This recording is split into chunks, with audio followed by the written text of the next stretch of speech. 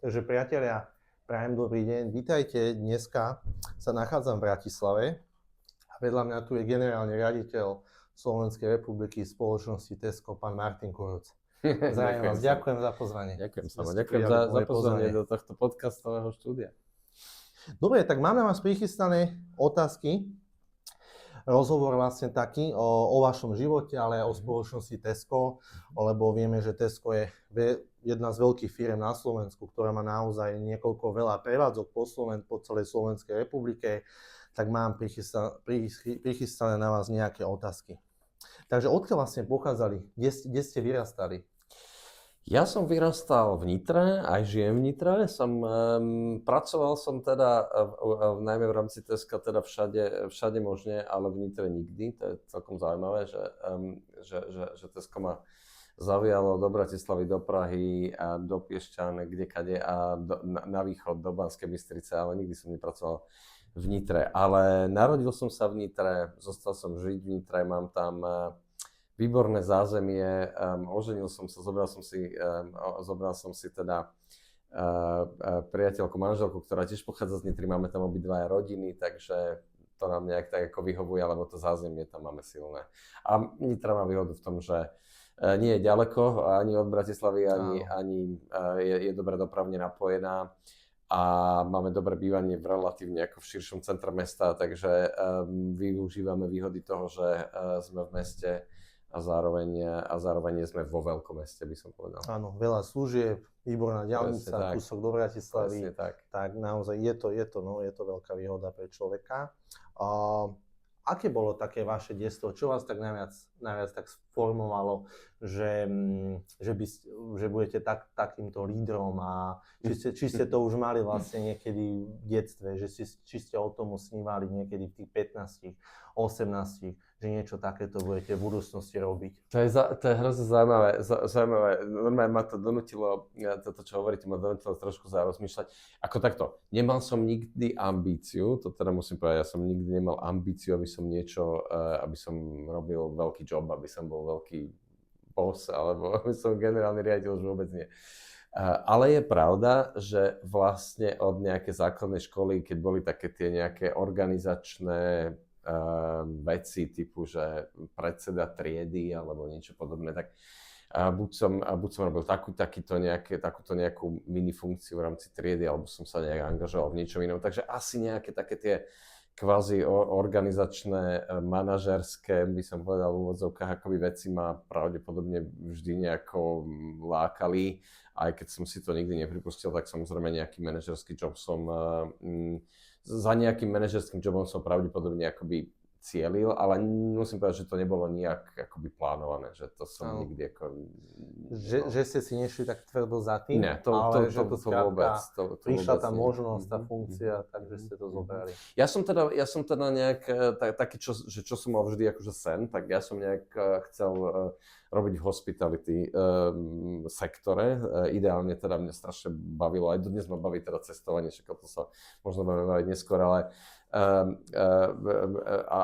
a fascinovala ma organizácia hotelového ubytovania a takéto, takže to bolo niečo, po čom som vždy túžil, kde som sa chcel akoby dostať, že retail to úplne nebol, ale nie je to samozrejme veľmi ďaleko, lebo je to poskytovanie služieb len trochu v inom, služba zákazníkom v inej podobe, ale áno, ja keď som sa rozhodoval, kde pôjdem na vysokú školu, tak taký ako prvotný výber vtedy bol pre mňa cestovný ruch v Banskej Bystrici. Nakoniec som sa rozhodol inak a som dneska rád, že som sa rozhodol inak, ale máte vyštudované teda? Mám vyštudovanú ekonomickú univerzitu v Bratislave, robil som obchodnú fakultu, potom bola možnosť ísť ako na zahraničný obchod, bavili ma, celkom išli akoby jazyky, celkom ma to bavilo. Bolo to v tom čase, keďže ja som začínal vysokú školu tesne po revolúcii v 91. roku, tak bola to aj dobrá možnosť akoby svet sa otváral a tie možnosti obchodovania, že Slovensko alebo Československo v tom čase sa zapojiť do nejakej globalizácie a tak ďalej, tak bola to možno dobrá príležitosť. Tak som sa vzdal svojho hospitality sna, ale stále hovorím a to už mám dneska 53 pomaly, tak stále si hovorím, že raz ja sa k tomu vrátim a ja raz ten nejaký penzión alebo nejaký hotel by som rád buď vlastnil alebo viedol. A kedy teda, keď naviažem vlastne vašu odpoveď na toto, kedy prišiel ten zlomový moment, že kariéra v Tesku? Že prečo to bolo práve v Tesku? Že prečo v Tesku? Áno, že prečo v Tesku. Ako ste sa k tomu dostali? Či nejaká ponuka, či ste to niekde našli, alebo že prečo práve Tesku? Ako prišlo Tesco do vášho života? Ja som po vysokej škole, ktorú som teda dvakrát v podstate prerušil, takže mi trvalo štúdium 7 rokov, lebo tady sa naozaj v tých 90 rokoch sa otvárali tie prvé dvere do sveta a mňa to úplne fascinovalo. Ja som strávil pol roka v škole v Dánsku, potom som prerušil štúdium, išiel som cestovať, bol som v Austrálii, v Ázii, v Spojených štátoch, a takže sa mi štúdium natiahlo na 7 rokov a potom som sa v podstate prvý job som mal v Slováko farme v Lohovci, čo bol v tom čase akoby farmaceutická výrobca, teda vlastne aj je, ale pod iným menom, ale vtedy to bol aj firma, ktorá robila nejaký obchod a tam na obchodnom oddelení prvé 2 roky som strávil, trošku sa akoby, to bol vlastne prvý job, ktorý som mal po škole a vtedy začali prichádzať prví akoby zahraniční investori, tak akoby serióznejší na ten slovenský trh, však bolo okolo toho roku, v polovici tých 90 rokoch, Tesco prišlo v 96, čiže tohto roku budeme mať 30. narodeniny vlastne na slovenskom trhu. No a veľmi ma lákalo robiť pre nejakú zahraničnú firmu, pretože som cítil napriek tomu, že Slováko Farma sa veľmi snažila byť akoby moderný, relatívne to bola úspešná story, úspešné privatizácie, čo ich bolo málo v tom čase, lebo väčšina tej privatizácie skončila a tie podniky išli do krachu. Toto bol celkom akože úspešný príbeh. Ale napriek tomu tam bolo cítiť, že proste tam chýba také, že to, čo som si načítal, alebo to, čo sme sa učili v škole ako moderný manažment, moderný marketing, tak to tam nebolo. Jednoducho mne fascinovalo ma to, že začali prichádzať zahraniční investori. Ten západ, tá modernejšia, tá modernejšia doba, lepšie podmienky životné. Presne tak, že príde firma a doniesie so sebou jednak to know-how, doniesie so sebou svoje hodnoty a tak ďalej. A Tesco bola jedna z prvých, takže keď potom začalo Tesco hľadať v tomto prípade, v mojom prípade to bolo vyslovene, že ja som sa prihlásil na pozíciu manažera obchodu do Petržalky, keď sa v roku 2000 otvárala Petržalka ako prvý veľký hypermarket v Bratislave, už vtedy bola otvorená Nitra, Košice, v podstate v tom roku 2000 sa otvárala Banská Bystrica, Trnava a Bratislava, Petržalka, tak to bol najväčší v tom čase obchod a bol to obchod, ktorý teda bol prvý v Bratislave a bola tam možnosť sa prihlásiť, tak som si dal prihlášku, prešiel som výberovým konaním. Tak som sa dostal do toho. No a po 26 rokoch sedím tu, áno. Tak 26 rokov, hej, pracujete? 26 rokov, to bude v auguste, 1. augusta, kedy som vlastne oficiálne nastupoval do firmy, áno. A aké boli vaše začiatky na tej manažerskej pozícii, čo ste hovorili v Petržalke? Ťažké? Jasné. Niečo nové, jedno s druhým, čo? Absolútne, ja som teda robil 2 roky na tom obchode. Bol som sám, mal som teda partnerov samozrejme v tých teritoriách, ale nemal som tým, nevedol som tým a zrazu som nabral vedúcich smien, ktorý, ak si pamätám, bolo tuším 6 a potom sme naberali vlastne náš teda tým predavačov, príjemcov a tak ďalej a zrazu to bolo takmer 100 ľudí v tom veľkom týme. A to boli samozrejme iné časy, ale Petržalku sme otvárali, dokopy bolo 550 kolegov. Ja som bol nejakých 70-80 ľudí práve v tomto týme grocery a zrazu to bolo pre mňa ako absolútny krst ohňom, pretože všetko to, čo človek si myslel, že dokáže, alebo že má nejaké organizačné manažerské schopnosti, niečo sa teda na tej vysokej škole naučil a tak ďalej, tak zrazu to bolo v realite dennodenného obrovského tempa, v ktorom sme išli tých zmien a bolo to super náročné. Ale ja tvrdím, že len cez bolesť a veľa osobnej skúsenosti a cez na vlastných chybách sa človek učí, takže ono to asi naučí a niekde ho to posunie. Tie začiatky vlastne boli asi aj v tom ťažké, že nová spoločnosť na Slovensku, tak asi sa nebolo ani na koho tak obrátiť ako dneska, keď nejakí noví manažeri môžu sa obrátiť na tých starších, ktorí im dajú nejaké skúsenosti. Tak asi aj v tom bol taký ten problém, čo? Že nejaká taká, alebo ste komunikovali zo zahraničím? Tak boli už kolegovia, bolo zo pár obchodov otvorených, vtedy sme fungovali Československo, vlastne až do roku 2010, to bol jeden business unit, bol Čechy a Slovensko.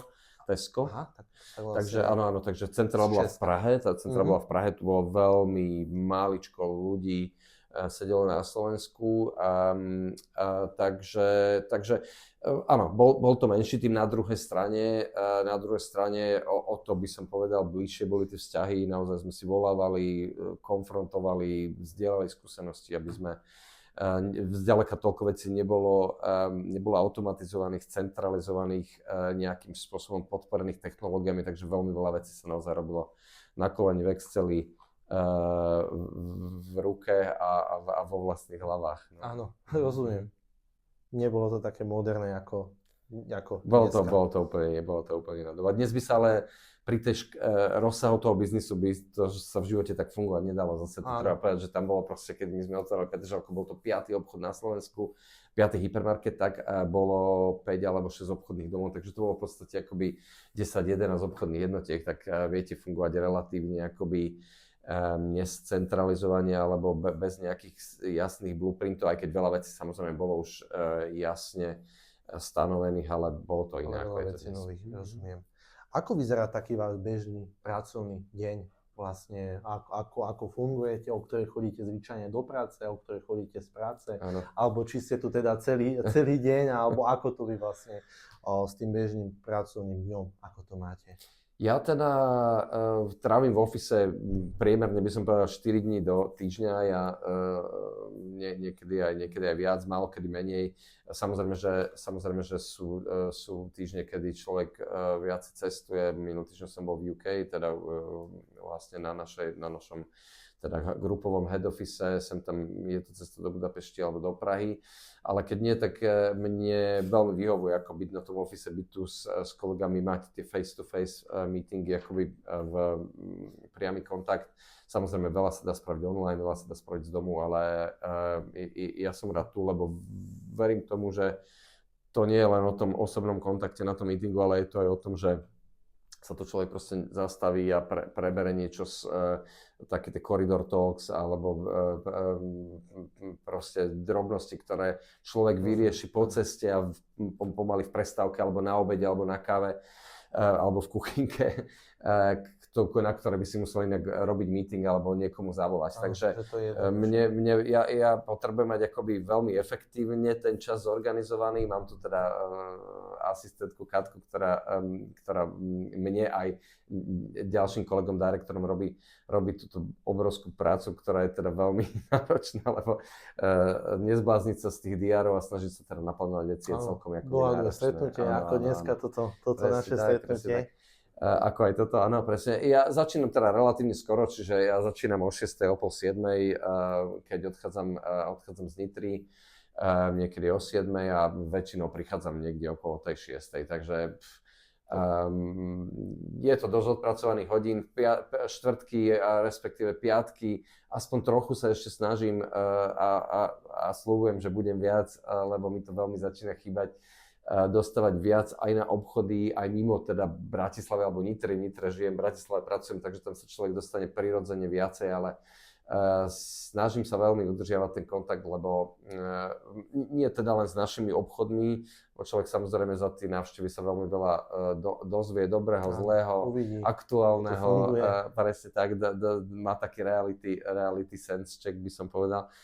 A druhá vec, konkurencia, pretože je dôležité vybehnúť si aj teda pozrieť, čo robia a s čím išli von naši konkurenti, a je to úplne iné cez fyzickú návštevu, ako povedzme cez leták alebo niečo. Áno, konkurencia je pomerne dneska silná na Slovensku. To teda je. Stále nové obchody pribúdajú. Presne tak. Priznám sa, že sa snažím nechať si víkend bez práce.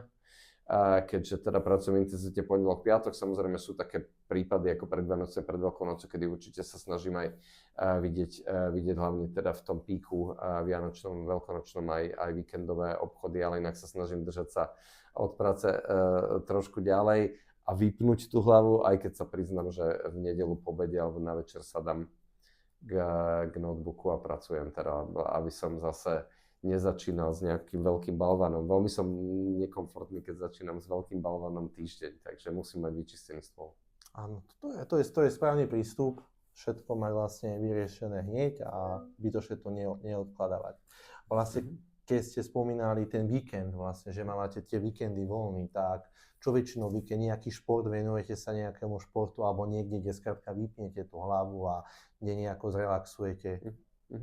To je buď šport, alebo je to príroda, alebo je to cestovanie, to je jedna z týchto troch vecí. Alebo je to ešte záhrada, teda musím povedať, že teraz samozrejme sa to hýbe, ale človek musí aj cez rok nejaké veci okolo domu porobiť, ale teraz na jar je to také intenzívnejšie a o to radostnejšie, že po tej zime je človek taký, ako by už potrebuje slnečné lúče, takže presne, ja to vôbec, alebo na chalupe niečo, keď treba urobiť, tak akože musím povedať, že napriek tomu takto, že vôbec sa nepovažujem za nejakého veľmi akože zručného človeka, to ja potrebujem veľmi veľa naštudovať a pripraviť, aby som niečo akože nejaký projektík zvládol, ale vôbec mi nevadí a priam vyhľadávam takú akože intenzívnu manuálnu prácu. Možno je to preto, že človek veľmi veľa pracuje hlavou v týchto našich joboch, takže ja super vypnem proste, keď treba urobiť niečo akože rúbať drevo, kosenie, ja neviem, okopávanie alebo niečo také, čo teda nemáme žiadnu tak veľkú nejakú zeleninu záhradu, ale čokoľvek treba spraviť, tak akože spravím rád, lebo naozaj si pri tom ako oddychnem.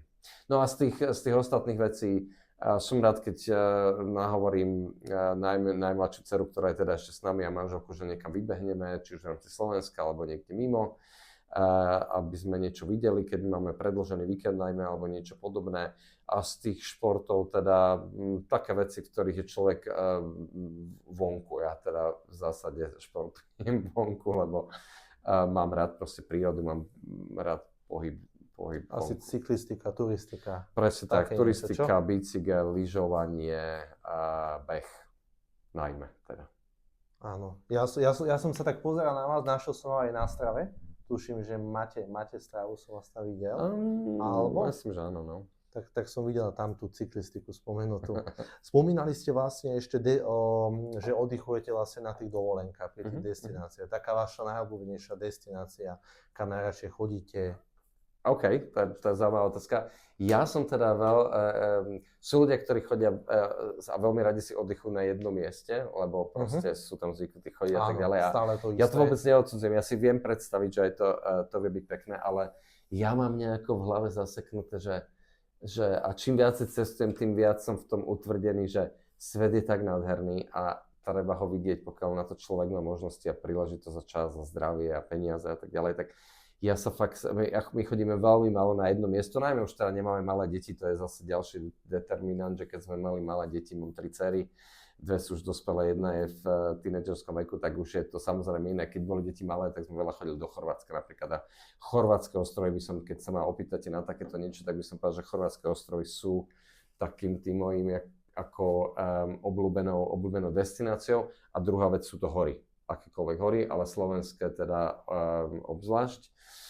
Ale to, čo mám veľmi rád, je, keď človek môže vidieť. A preto, keď idem aj na dovolenku, aj na takú akože dvojtýždňovú letnú dovolenku, tak v podstate najviac si oddychnem vtedy, keď počas tej dovolenky fakt veľa zažijem a veľa vidím. Takže moje dovolenky sú, alebo naše dovolenky, našťastie mám takú aj manželku a deti sme tak naučili, takže naše dovolenky nie sú až tak o nejakom veľkom relaxe, ležaní na pláži, alebo teda oddychu v takom pravom slova zmysle, ale o skoro poznávačke, aktívnom oddychu.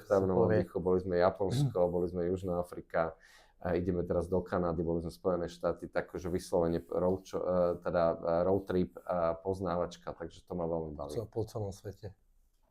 Keď sa dá. Niekedy tomu okolnosti zabrania a je ťažké lietať, ale pokiaľ sa dalo COVID alebo podobné. Mimochodom, teda to dobre ste povedali, lebo aj ten COVID ma v tom tak utvrdil, že zrazu sa nedalo takmer nikde ísť. Áno, človek bol stále presne tak. Človek bol šťastný aj za to, že môže ísť proste na chalupu alebo do obchodu. Vôbec do obchodu, alebo ísť si prejsť do lesa. Ale v momente, kedy tie obmedzenia padli, tak som si povedal, že na niektoré veci sa proste neoplatí čakať a nikdy nevie človek, čo ešte príde. Takže pokiaľ sa dá naozaj, že tak ideme mimo. Naplno. Kto bol pre vás takým najväčším vzorom vlastne tak v kariére, v biznise, alebo tak celkovom taký váš ideál vzor, koho ste takto mali radi, alebo nemali ste nikoho takého, alebo... Viete čo, ja mám, myslím, že pre veľa ľudí sú, a pre mňa teda tiež sú rodičia veľkým vzorom, lebo dali mi tie princípy a hodnoty, ktoré ja považujem za dôležité. Ja si za nimi stojím a dokonca niekedy sa dnes na nich aj sme schopní pohádať, lebo nestojíme, povedzme, nevždy stojíme na jednej strane barikády, ale ja im stále hovorím, že pozrite rodičia, vy ste ma naučili byť zásadaví, vy ste ma naučili byť principiálni, vy ste mi dali tie hodnoty, ktoré mám v sebe a proste niektoré veci, ak vy dneska ich beriete, ja ich tak neviem brať. Takže v každom prípade dostal som fakt v tomto smeru úplne úžasný vklad od rodičov a myslím si, že vždy budú pre mňa vo mnohých veciach vzorom. V rámci teda z toho biznisového života by som určite dokázal menovať ľudí takto akoby zo širšieho biznisu aj z Teska, ktorí mi boli vzorom. A z Teska by to asi nebol jeden jediný človek, ale bolo by to naozaj viacero ľudí, ktorými som buď spolupracoval, alebo mi šéfovali, alebo pre mňa pracovali, lebo veľakrát som mal ľudí v tíme, ktorí naozaj ma veľmi inšpirovali a bol som veľmi rád, že som ich v tíme mal a posúvali ma ďalej. A naozaj, nehovorím, že od každého, ale od veľmi veľa ľudí som sa učil drobnosti, ktoré možno dnes človek tej leadership zručnosti alebo tie manažerské zručnosti, ktoré dneska človek v mnohých situáciách v práci a pozíciách využíva. A čo si skôr poviem také ako možno všeobecne, že mňa fascinujú lídri v takom širšom zmysle slova, ktoré zostali ľuďmi. Ktorí nemajú veľké ego. Ktoré nemajú veľké ego. Namyslený, ako niektorí speváci a tak ďalej. Ale speváci môžu byť aj z umeleckej sféry, ale som taký príklad. Ale veľmi veľakrát to sú aj ľudia, ktorí sú biznisovo to dotiahli, alebo možno prešli až do politickej kariéry, alebo proste sú veľkými šéfmi firiem a možno aj toho akože veľa dokázali. A majú to pokoru. Ale ju nemajú. A keď mňa fascinujú ľudia, ktorí teda niečo dokázali a presne tú ľudskosť a tú pokoru si dokázali zachovať a dneska sú schopní akoby aj veľmi s veľkou odvahou ísť do vecí, ktoré sú možno až kontroverzné alebo im neprospievajú v tom biznise, ale napriek tomu sú veľmi zásadoví a veľmi principiálne stoja si za hodnotami. Jeden človek, ktorý ma napadá, je šéf, možno aj neznámy pre mnoho ľudí, ale je to pán Dedek, šéf firmy Jablotron, ktorý teda vybudoval tú firmu za 30 rokov a je za iniciatívou Darček pre Putina, ktorá bola schopná za posledné 4 roky naozaj milióny českých a 100 milióny českých korún zozbierať na zbrane, ktoré sa dneska využívajú na Ukrajine.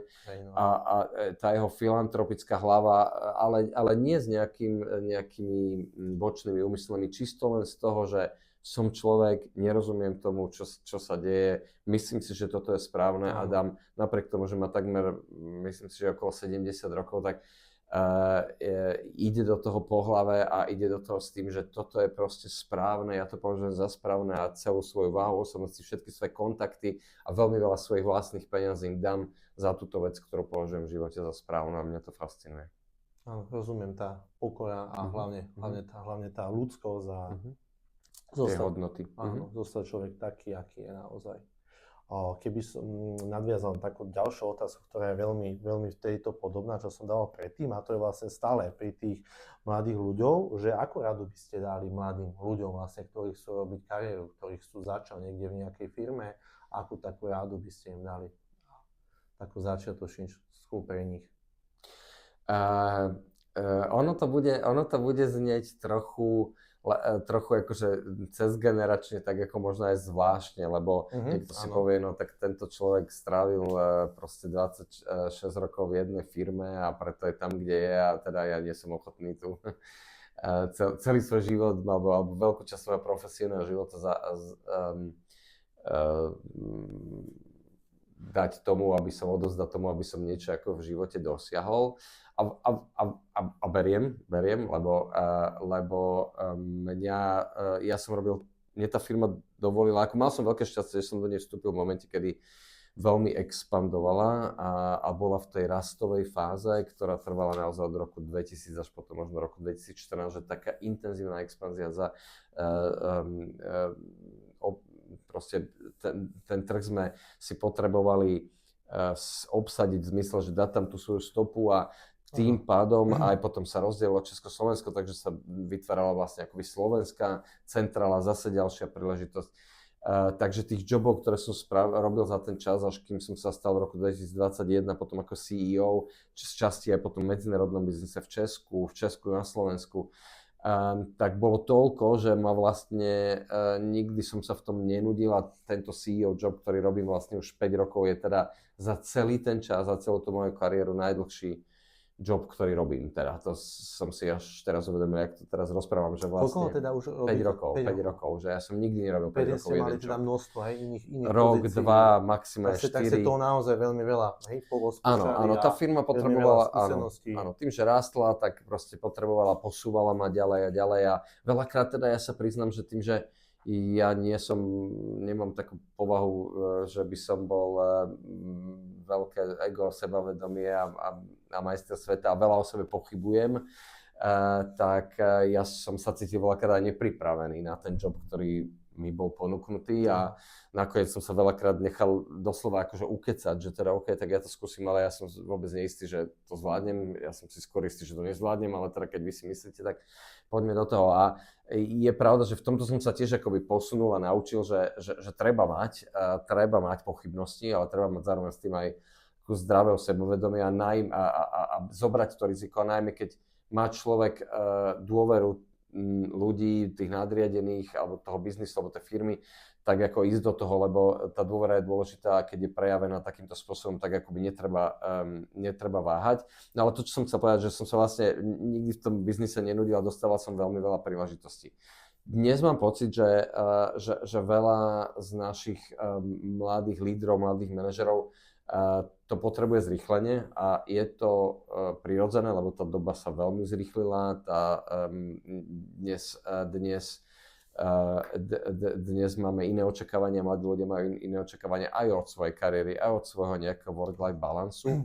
Takže jednoznačne, napriek všetkému, jednoznačne si myslím, že vytrvalosť a odolnosť sú dve také akoby dôležité atribúty lídra.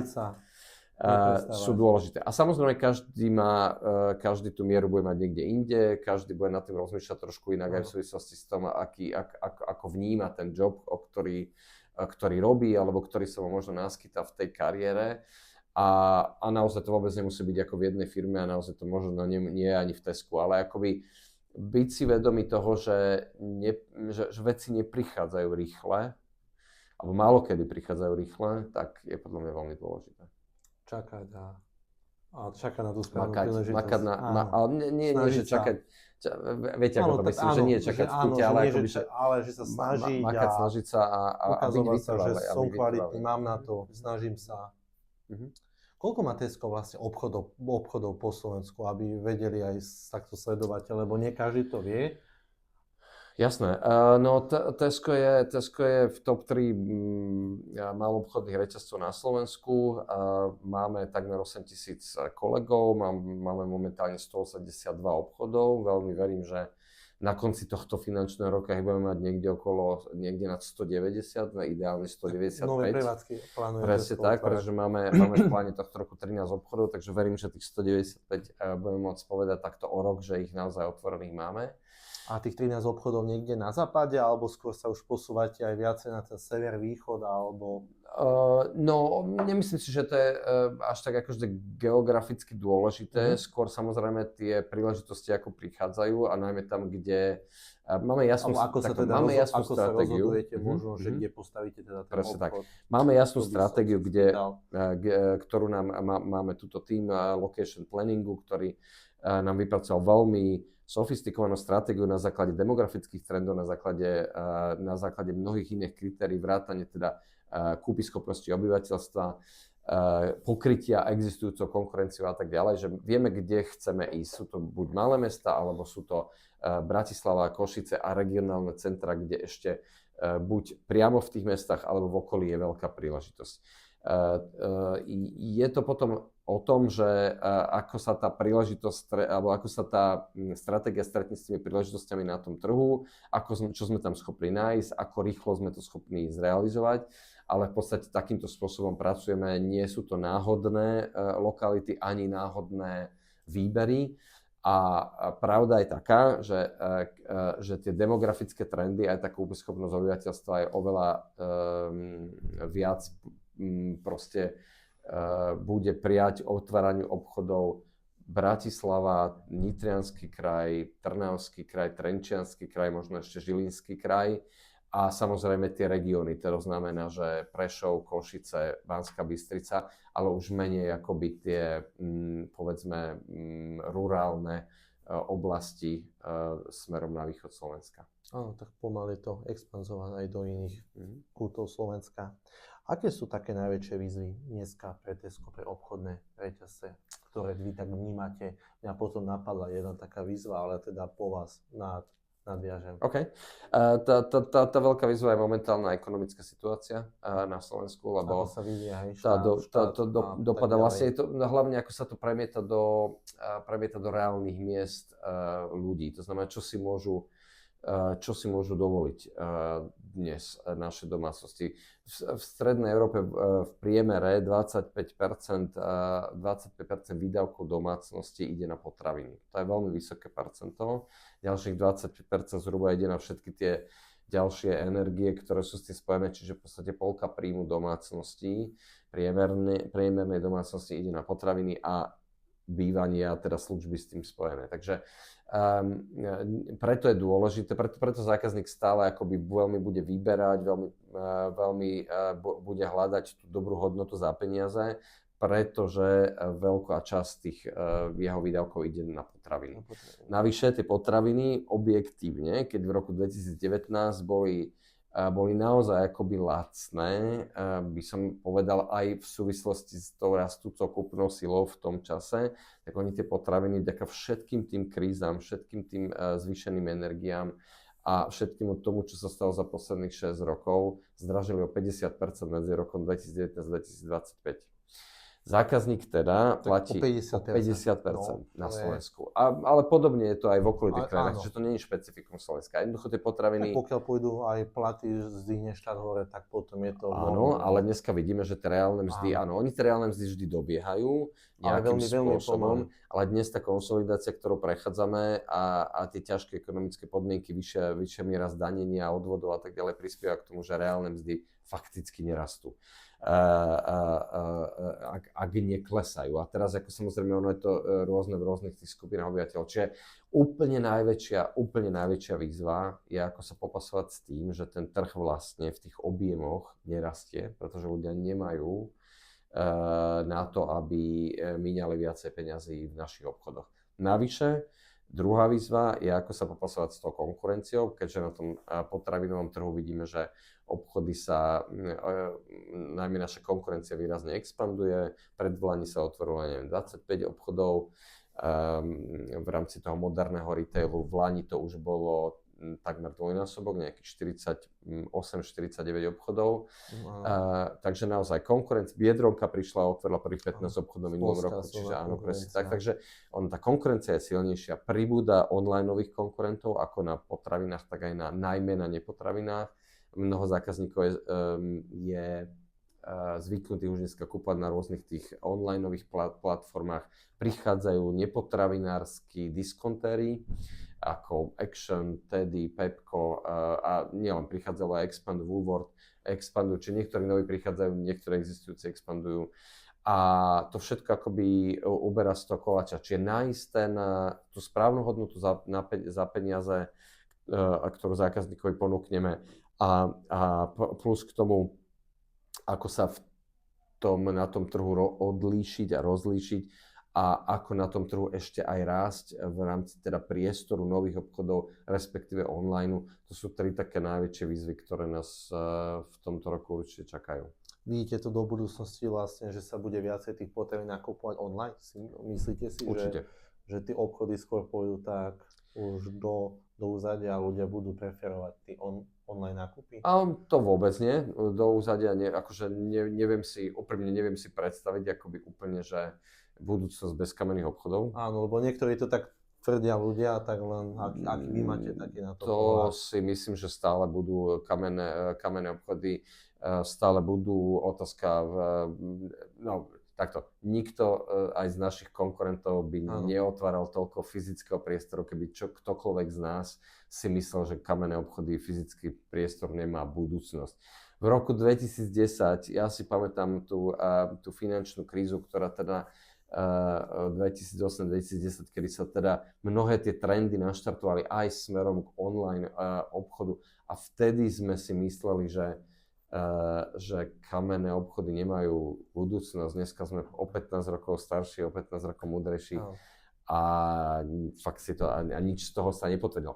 Ono to rastie paralelne. V podstate ten zákazník mení svoje nákupné návyky, to je absolútne jasné. Zákazník kúpuje oveľa viac čerstvých potravín, ale aj potravín, ktoré sú akoby priamo nachystané na konzumáciu, ale teda v čerstvej podobe. Si to pripraví. Presne tak, nechce robiť veľké nákupy, chce rýchlu prípravu jedla, chce v podstate to pohodlie aj v tomto smere. Čas je veľká a dôležitá hodnota pre ľudí. Kedy sme mali veľa času a mali sme málo peňazí. Dneska oveľa viacej ľudí má peniaze, ale nemá čas. To znamená, toto sa celé mení, preto sa zmenšujú formáty predaní, preto prichádzame bližšie k zákazníkovi s našimi menšími formátmi, supermarketmi, expressmi. Ideme do menších sídiel, ideme do sídlisk, naspäť tam, aby zákazník nemusel veľa za tými veľkými nákupmi akoby cestovať. Zároveň nám fantasticky, aspoň v posledných 2 rokoch sa nám podarilo naštartovať vlastne opäť po tom trošku poklese po covide sa nám prichádza príležitosť naozaj expandovať ten náš online a sme v tom jedineční. Máme tam úžasnú možnosť ako Tesco na Slovensku, pretože nie je tu až tak veľa špecializovaných potravinárskych hráčov, ktorí by teda online chceli robiť. Takže je to dôležitá cesta, ale rozhodne to nikdy plne nenahradí nákupy v kamenných predajniach. Obchoda, rozumiem, áno. Tak položil by som vám teraz takú otázku, čo sa vlastne množstvo ľudí pýta, množstvo ľudí to vlastne rieši, či už osobne, alebo aj na sociálnych sieťach, a to je samoobslužné pokladne. Že veľa ľudí vlastne na to nadáva, že to vlastne nahrádza prácu predávačov, ale aj to, že nie je zákazník vlastne predávač a tak ďalej, ale tak nájdú sa aj takí, čo to berú pozitívne, napríklad ako ja, že že si to rýchlo napípam, odchádzam, ale ako to vy vnímate a ako to vníma teda spoločnosť Tesco? Áno. Tak samoobslužné pokladne sa stali trošku akoby témou na sociálnych sieťach v posledných mesiacoch. Veľmi výrazne, možno aj preto, že my keď sme s nimi začínali v roku 2009, sme priniesli vlastne, to už je pomaly 17 rokov, sme priniesli prvé samoobslužné pokladne do Petržalky, do hypermarketu vtedy ako Extra. Bola to totálna novinka. Už vtedy si veľa ľudí nerozumelo tomu, čo robíme, lebo sa báli, že nás cestou vykradnú, vyniesú. A naozaj to bolo totálne novum a inovácia, ktorá teda zarezonovala. A dlho sme boli aj jediní, by sa dalo povedať, z tých veľkých reťazcov. Dneska každý jeden ide týmto smerom. Už fakticky nie je žiadny z veľkých presne tak reťazcov, ktoré by nešli týmto smerom. A možno aj preto trošku tá debata na tých sociálnych sieťach, že už sa tomu ani nevyhnete. Že dovtedy, keď ste radi nemali samozrejme pokladne, tak ste možno nechodili do Teska. No dneska kdekoľvek idete, stále sa s nimi stretnete. Dnes máme okolo 1000 samoobslužných pokladní na Slovensku, len my ako Tesco. A 60 a viac percent transakcií, alebo teda zákazníkov transakcií, lepšie povedané, nám ide cez samoobslužné pokladne. My samozrejme sa snažíme, aby sme dosiahli to, že zákazník bude mať maximum komfortu, že nestratí ani ten element toho servisu.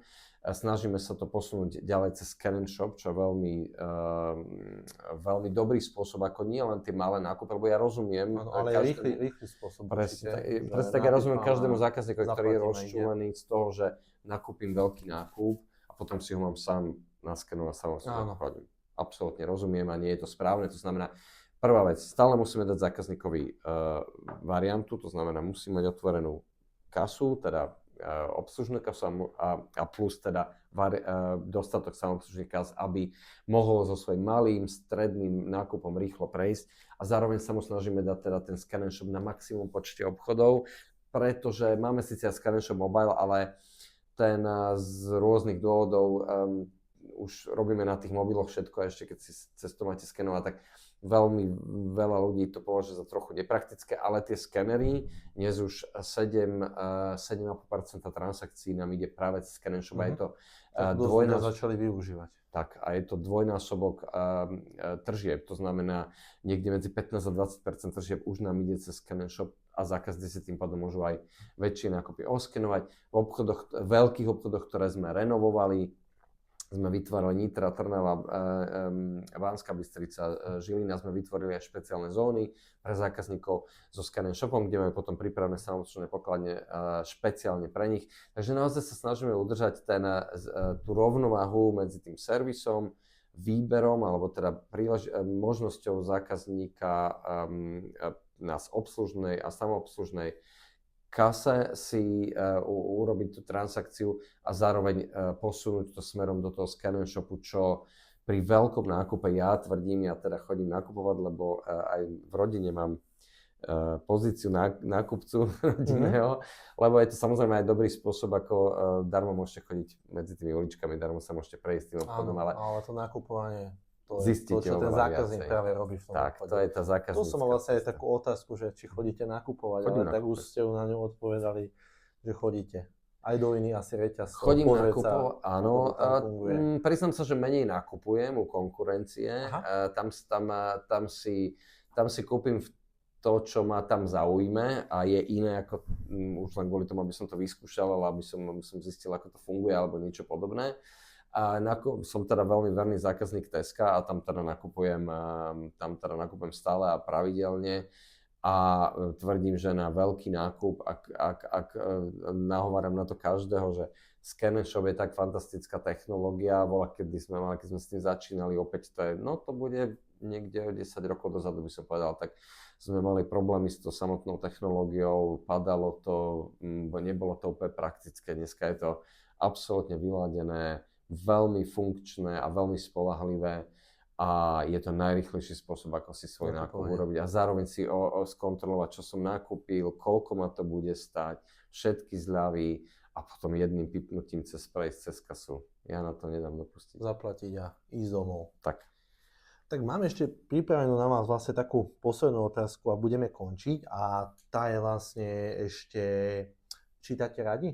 A jak áno, akú knihu by ste odporúčili? OK. Čítam rád. Ja som teda ten typ, ktorý má rozčítaných niekoľko vecí naraz. Aha, naraz. Áno, nejak.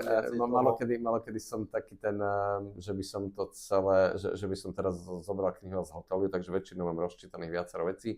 Aj dnes to tam je.